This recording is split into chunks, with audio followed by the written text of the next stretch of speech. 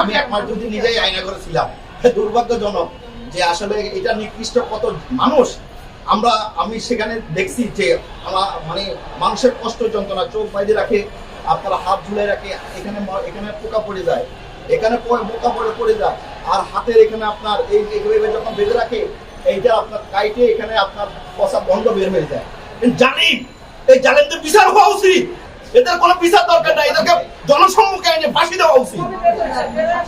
আমি 2016 তারিখ আমাকে নিয়ে গেছে কল্যাণপুর বাস স্ট্যান্ড থেকে 12:45 আমি 1 মাস 2 দিন ছিলাম, র্যাব 1-এ একে নিয়ে গেছিল এবং আমি অনেক কোটি টাকার বিনিময়ে বিভিন্ন সত্য সাপেক্ষে আমি বের হয়েছি। স্বরাষ্ট্র উপদেষ্টার কাছে আমাদের 7টি দাবি নিয়ে আমরা তার কাছে প্রস্তাব উপস্থাপন করছিলাম। এর ভিতরে আমাদের প্রথম দাবি ছিল 48 ঘন্টার মধ্যে আমাদের স্বজনদেরকে কোথায় আছে, কি অবস্থা আছে, তাদেরকে আমাদের কাছে জীবিত ফেরত দেওয়ার জন্য এবং এই সঠিক তথ্য আমরা 48 ঘন্টার ভিতরে জানতে চাই। দ্বিতীয় নাম্বারটা হলো প্রতিটি সেল, আয়নাঘর, গুমঘর এই বিষয়গুলো আমরা সমন্বয়দেরকে নিয়ে আমরা এটা দেখতে চাই। বাংলাদেশে যেগুলো আপনার আয়নাঘর বলে বা যে জালিমের যে জায়গাগুলো যেগুলো নিকৃষ্ট, কোনো মানুষের বাসা এর থেকে যদি আরো নিকৃষ্ট যদি কিছু থাকতো সেই কথাগুলো আমরা বলতাম, আমরা সেই জায়গাগুলো দেখতে চাই।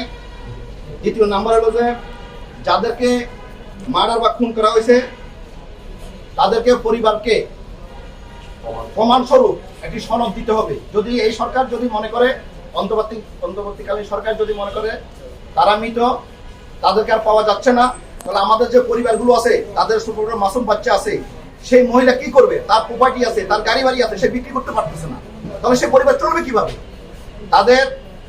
তাকে এমন একটা সনদ দেওয়া হোক সেটা দিয়ে সে তার সম্পত্তি ক্রয় বিক্রি করতে পারবে, অন্তপক্ষে তার মাসুম বাচ্চাদেরকে নিয়ে সে 2 গোলা খেতে পারে। এটা তার কাছে আমরা দাবি করছি।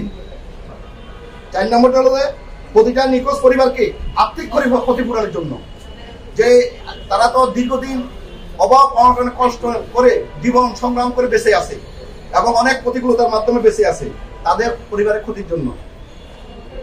আর 5 নম্বর হলো স্বাধীন বাংলাদেশের কোনো প্রকার গুমবার থাকতে পারবে না, সব ভেঙে ফেলতে হবে এবং প্রশাসনিক কালো গ্লাস যারা আজকে র্যাবে দেখবেন, ডিবিতে দেখবেন, তারা এই যে গ্লাসগুলো ব্যবহার করে ওখানে ভিতরে কে আছে, কাকে নিয়ে যাচ্ছে, এগুলো কিন্তু দেখা যায় না, আপনার সামনে দিয়ে নিয়ে যাচ্ছে, আপনি দেখতেই পারবেন যে কে আছে।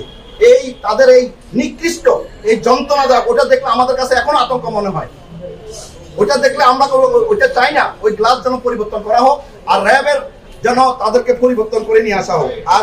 আর একটা হলো সকল থানাতে মামলা নেওয়ার জন্য আমি নিজেই 1 মাস 2 দিন আইনে করেছিলাম, আমি লেকচার গ্রুপের চেয়ারম্যান।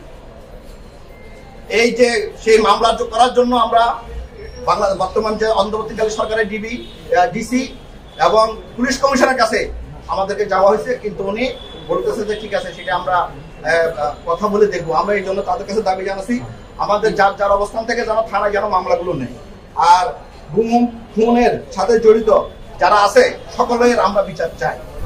আইনের আওতা আনতে হবে তাদেরকে আইনের আওতায় এনে তাদের আমরা বিচার চাই।